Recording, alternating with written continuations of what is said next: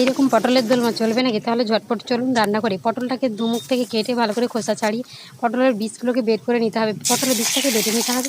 এদিকে তেল দিয়ে কড়াইতে ডিমটাকে লবণ দিয়ে ঝুরি ঝুরি করে ভেজে তুলে নিতে হবে। কড়াইতে সর্ষের তেল দিয়ে পেঁয়াজ কুচিকে ভালো করে ভেজে আদা রসুন দিয়ে ভালো করে কষিয়ে নিয়ে তারপর টমেটোটাকে দিয়ে এবার পটল বীজ বাটাটাকে দিয়ে হলুদ লঙ্কা জিরে গুঁড়ো ধনে গুঁড়ো দিয়ে ভালো করে কষিয়ে একটা পুর তৈরি করে নেবে।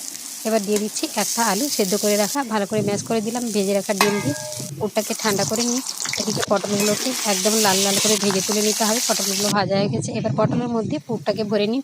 অনেক হেভি হলো, এবার রান্নাটা করা যাক। তেলটা গরম হয়ে গেছে, জিরা ফোড়ন দিয়ে আদা রসুন পেঁয়াজ টমেটো জিরা ধনে শুকনো লঙ্কা কাশ্মীরি লঙ্কা পেঁয়াজ বাটা সব কিছুকে ভালো করে কষে নিতে হবে। কষানোর পরে তারপর ফেটানো টক দইটাকে দিয়ে আরও 2 থেকে 3 মিনিট ভালো করে কষিয়ে নিতে হবে।